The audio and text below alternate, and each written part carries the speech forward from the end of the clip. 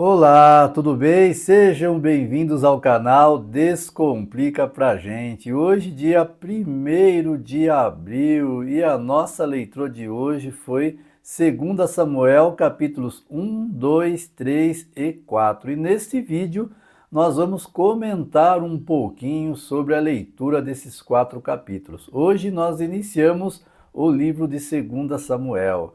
E não esquece, pessoal, dá um like neste vídeo, se inscreve neste canal e ativa o sininho de notificações para você ser notificado quando nós postarmos vídeos novos aqui neste canal. Este canal tem o objetivo de incentivar você, de motivar você a estar estudando a Bíblia. Nós estamos com este propósito de lermos toda a Bíblia durante o ano de 2024. E você que está me assistindo agora é o nosso convidado especial. E não esquece, divulga este vídeo, compartilha este vídeo com outras pessoas também, para que eles possam conhecer este projeto e que eles possam também se interessar, serem motivados a estudarem a Bíblia e que eles possam estar entrando neste projeto também, juntamente comigo e com você, e estudando a Bíblia conosco também, ok? Conto com você, conto com a sua ajuda. E eu já volto, atenção, guarda aí, que eu já volto para nós comentarmos então 2 Samuel, capítulos 1, 2, 3 e 4. Só um minutinho. Solta a vinheta, editor.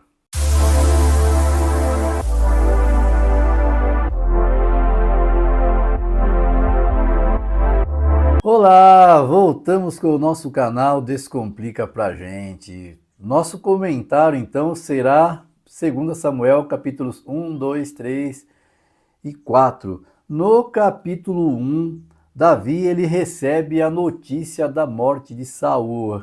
Recordam-se, na leitura de ontem nós lemos que Saul, ele numa batalha contra os filisteus, ele recebe uma flechada e aí então, para que ele não seja morto por consequência da flechada, ele pede para que o seu escudeiro o mate, o seu escudeiro não o mata, então ele mesmo se lança, ele se joga na sua própria lança e ali acaba morrendo. Muito bem, acontece que um amalequita que estava passando por lá, ele viu essa cena e ele foi então até o rei, até Davi, para contar para Davi.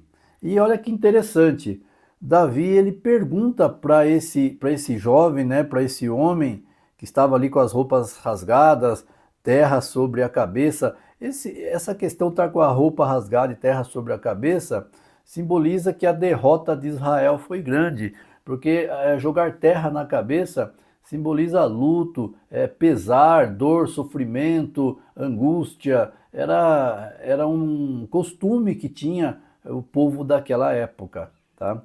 E aí então ele falou para Davi o seguinte, como você sabe, Davi pergunta para ele, né, no verso 5, como você sabe que Saul e Jontas, seu filho, estão mortos? Aí o verso 6 diz assim, o moço portador da notícia disse, cheguei por acaso ao monte Gilboa, eis que Saul estava apoiado sobre a sua lança, e os carros de guerra e cavaleiros se aproximavam dele.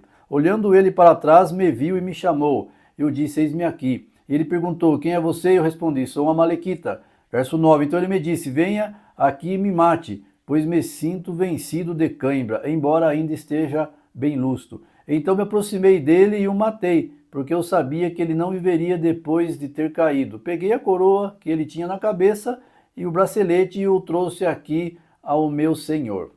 Muito bem, só que este relato do Amalequita, ele está contrariando o relato de 1 Samuel capítulo 31, onde nós lemos ali sobre a morte de Saul, né? 1 Samuel capítulo 31, a partir do verso 3, verso 4 ali, verso 5, fala sobre a morte de Saul.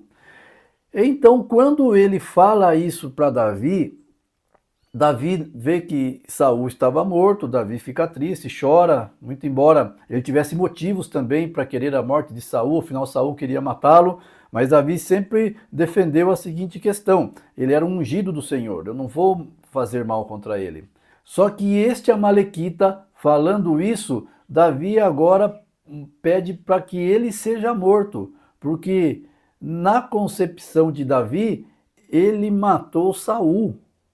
Mas o que aconteceu foi o seguinte: esse Amalequita inventou essa história para alcançar favor com o rei. Ele achou que se ele contasse essa história, que ele havia matado Saul, que ele levou a coroa ali de Saul para Davi, então ele iria receber ali recompensas de Davi. Mas muito foi a surpresa dele que Davi não gostou nada dessa história e mandou matá-lo. Ele foi vítima das suas próprias palavras. Davi era inocente, Davi acreditou na palavra dele. Mas ele mesmo, por inventar uma mentira, ele foi vítima da sua própria mentira.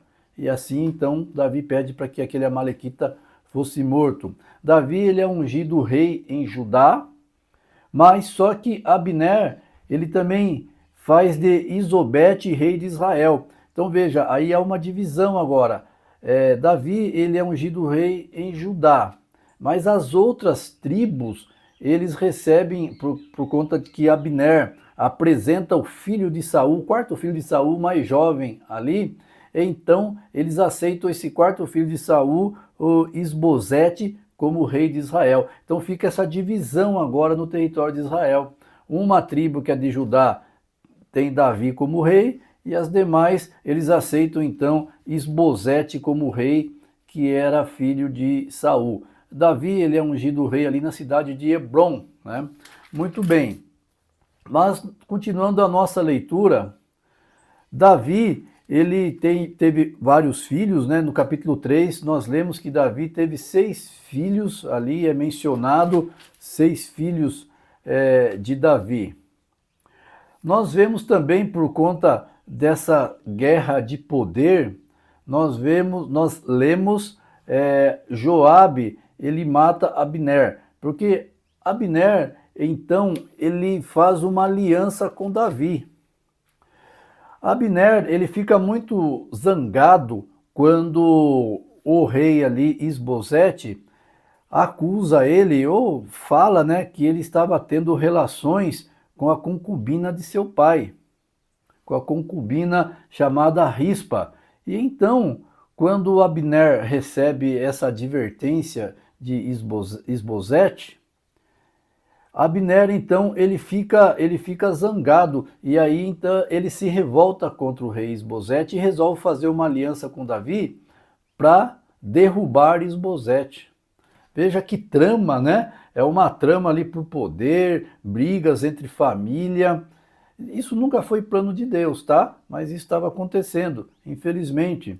E aí Abner vai lá, ele faz uma aliança com Davi para que todas as outras tribos também reconheçam Davi como rei.